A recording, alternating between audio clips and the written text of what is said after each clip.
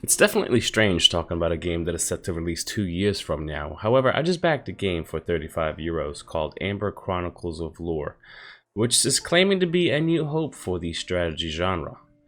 Let's talk about that. Alright, Amber Chronicles of Lhur. It's inspired by Warcraft 3 and Age of Empires, so that should give you a good idea of what you're getting yourself involved. If you're interested in this, I would feel bad if this campaign ran down to 0 days and I didn't say anything about it. So this might be a selfish video, but for the ones that might be interested in this, there's going to be a link down below. You guys can support them. However, do know that this has reached its campaign goal, which was 59,000, and they're on 61,000. So this game is going to get made, from what I know. However, let me give you a quick rundown on what this is about. Okay, so this is going to be made by a smaller indie dev in Madrid, Spain, called Fire Ember Games. And PC Gamer is already claiming this to be a new hope for fantasy RTS game. Mind you, this is not even in any sort of alpha yet. They might have had a vertical slice of it when testing it. I'm not sure, but it's strange that they say these really big words. So this old school RTS hopes to bring the Blizzard formula into modern age. I did back this because I did like what I was hearing when I was reading this, and I would like to support developers that are doing RTS games because there's not enough out there. And it doesn't need to be some sort of crazy StarCraft killer. As long as it's fun, that's fine. Hey, this is Future Too Sketchy. I've done the video, but I wanted to make this quick edit here. You know, Frost Giant Studios, the people that left StarCraft 2 to be able to make their own company, now they're working on their own RTS. I think it's actually kind of interesting that they actually endorsed Amber Chronicles of Lhur, because they seem to be excited for us. And I think more developers and more people need to get involved in RTS games to be able to pump some life, CPR style, into this genre. Because, I mean, like I said, StarCraft, you know, games don't need to be StarCraft killers. Just make RTS games. That's what we want to do. Not every game needs to be an esport. All right. So I just wanted to make that clear that people are supporting each other, and that's what this is about. Anyways, so stretch goals are 50,000 Let's Go Army. That's going to be, you know, the base game. If you hit half of that or twice that, you're going to get a new faction.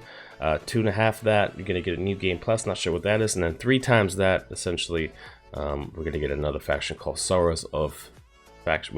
Army of Sorrows. Sorry. Anyways, so their main pillars to this game, or I guess you could say to their company, because a lot of companies build their pillars and then build their games off of that. But story mode, competitive mode, and community. Story mode is obviously going to be single player campaign, which that's going to be in the game. Competitive multiplayer, things that I like to do, and community feature stuff. So custom maps, custom tournaments, and something called housing.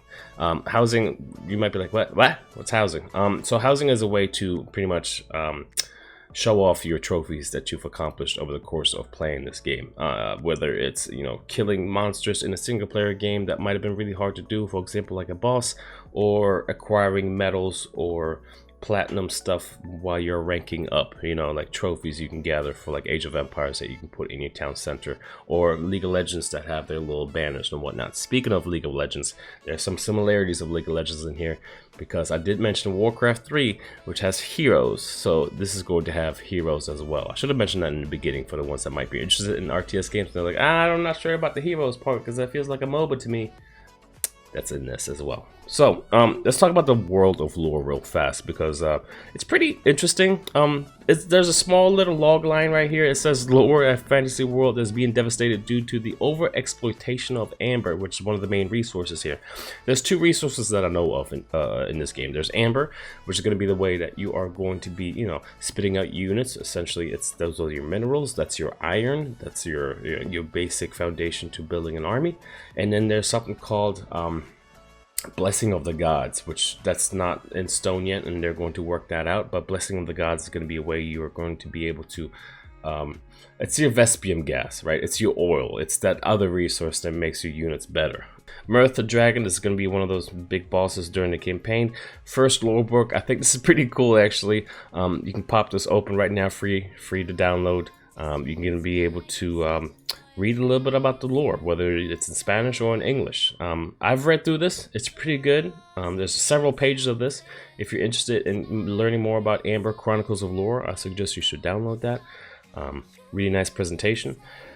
However, moving on, let's talk about this amber. So amber is a scarce resource, a key and the key to development of life on the planet, giving its inhabitants many special traits and abilities. So again, this is going to be the way you farm your resource. The gods, so this is what I was talking about. There's amber, and then there's this blessing, or this god power that you're trying to acquire while pleasing the gods. So there's 8 gods so far, and each god is going to give you some sort of upgrade. I know that can be a bit confusing, but I think this is the way that they're going to slightly transform or make it more interesting of playing an RTS game. I know every RTS needs a little bit of a tweak or a little bit of something spicy to make it differentiate from each other. So this is going to be that mechanic. I'm going to throw up a little thingy here, which is pretty much like a tech tree that allows you to choose certain paths which are focused on certain gods. Now, I know that's a bit confusing, but just know that there's 8 gods, and each god focuses on a certain thing. For example, cooldown, speed, life, critical chance or critical odds, physical resistance, magical resistance, physical power, magical power. So if you, for example, start with a hero, and all these are supposed to be going towards heroes or maybe even units in the future, you're going to be able to select, let's say, a supporting hero, but you can choose, points into going something more tanky or something more damagey or something more magical. It depends how you want to build them. So I think that aspect is pretty cool. It kind of reminds me more of like Spellforce 3. Are you able to like tune your heroes and your characters based on how complicated some of their tech trees was? All right, so with that out of the way, let's talk about some of these factions. There's a ton of factions. This is an RTS that's going to come out with 3 or 2 factions. This has a lot. For example, Adelaines, so the humans, which look like paladins. We have the Grievals, which is more like abominations and like sort of evil-ish trolls and whatnot. We have the Yukonheim, which is going to be my favorite. Vikings, really cool looking. The Renegades, which are like wood elves and whatnot. We have the Baal, which are like demons. And then Terra, woody tree-like people. And then the 2 other factions that are locked right now, if we ever did hit these milestones, we're going to have the Frog people, which seem to be more magical. And then we have the Army of Sorrows, which I mentioned in the beginning. Again, sort of demonic, but in a more evil, nightmarish sort of way. So those are going to be the factions. Yeah, should be pretty cool. And then we have commanders. It looks like so far every faction is going to have 1 commander. This is one of them. This is for the Renegades, which are the Wood Elves. Ada or Ada, however you want to call her. Now, if you're familiar with something called League of Legends, QWER on your keyboard is going to be the way you use these abilities. And then each hero has a passive as well. Gormoth here is from the Greewolves, who is that abomination, the Abominable King. Okay, and all of them have ultimate ability. So Gormoth deals huge damage, huge amount of damage to any target. If it kills it, Gormoth gains permanent magic damage. He can target his own units, so he can kill his own, for example, units just to be able to get stronger. That's a cool mechanic. Moving on, we have Amara, which is going to be from the humans. Divine Storm. Amara discharges all her justice and divine stack against her enemies, kneeling them, and dealing extra damage to guilty. So whoever is guilty, done did it. Huraki, I mean, there's a lot of these. We can go on forever. But troops. All right, so troops are key to strategy. There's going to be several types of troops: melee, range, magic, elite, and beasts. Now, from what I understand, obviously melee is going to be frontline, range is going to be backline, and you have magical units, and I think you have magic front, like melee, and magic range. So there's 2 types, right? Magical troops are also very important. Blah blah blah. Doesn't really say it here, but I listened to one of their interviews where they said they have 2 sorts of magical units. Elites are... Now this is kind of strange because you can get elite units by killing other monsters or NPCs. You know how in Warcraft you creep, try to kill things, or what else is there? In StarCraft you try... Not StarCraft. spell force, you try to go around the jungle. It's also a sort of creeping. So you creep here to essentially get special units, which are either elite or beasts. Beasts are special epic creatures for great power in battle. They can be single-handedly swung the results of battle towards the side of the summon. Their units are very high defensive statistics, making them a threat, and eliminate them before it's too late. Sure. Okay, base building. Another aspect of the game, or RTS game in general, that a lot of people look forward to doing. But it's not a lot. It's not as big as, say, StarCraft, for example. But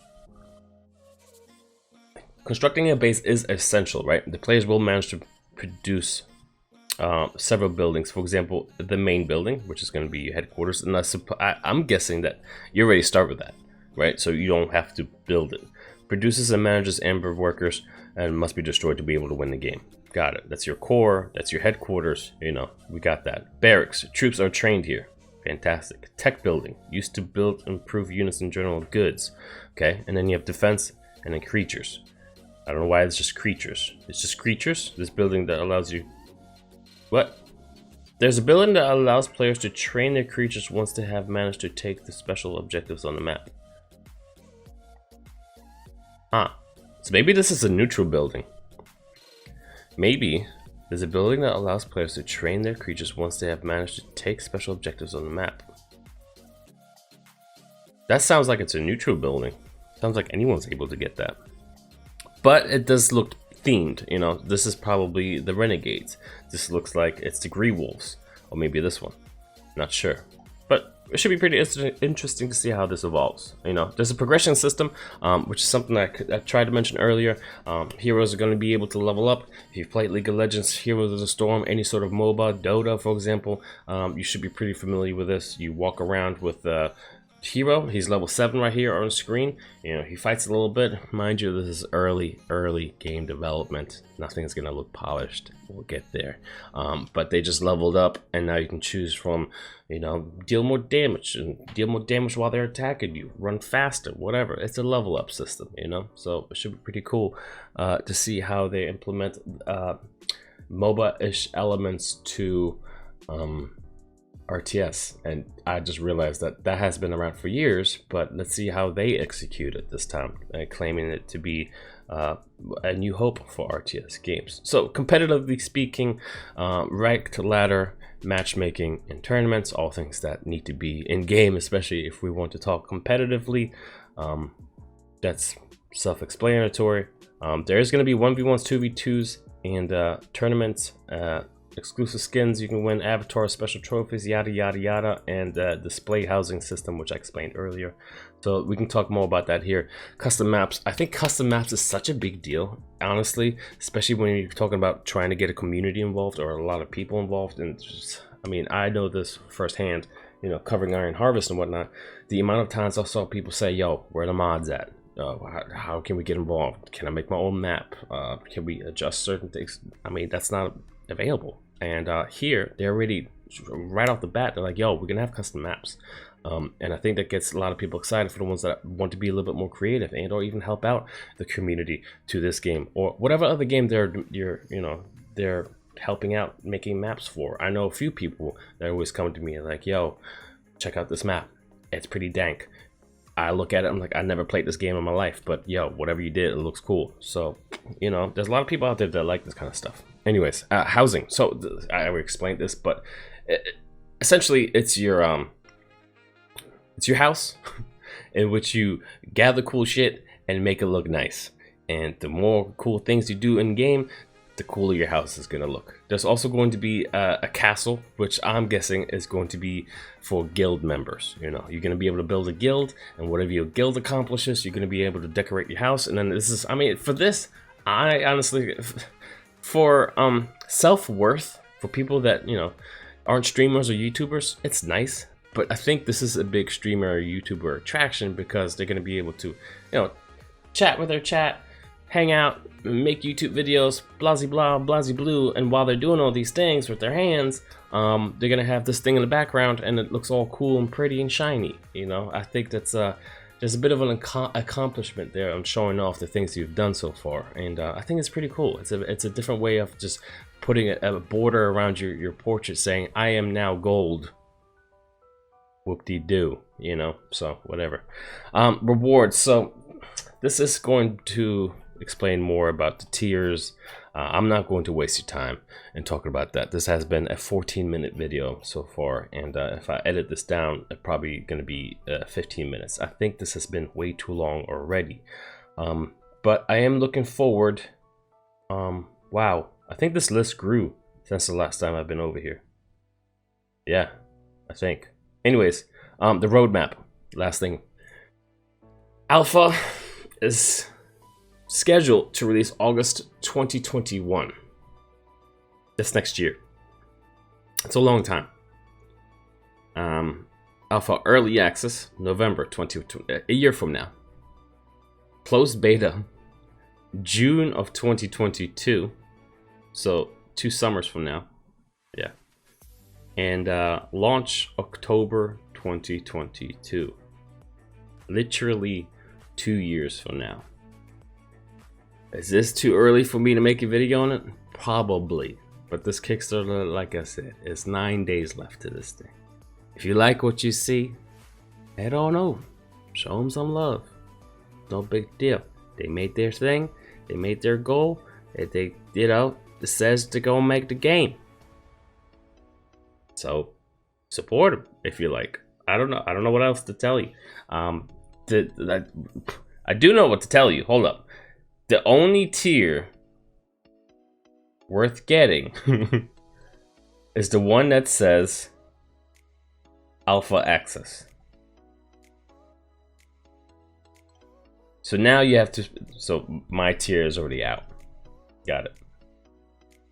If you don't see Alpha Access, don't get it. Unless you want to support them and get this all out, get this stuff. Sure. But I'm guessing a lot of people just want to play the game, right? So Alpha Access for next year, 45 euros. All right, that's it. You can follow them. I'll put this in down below. You can check it out. But yeah, I'm out of here. I just want, like, I'll feel better uploading this because I just want to get people's eyes on this. Okay, I'm done. I'm too sketchy, and I'm out. All right, peace.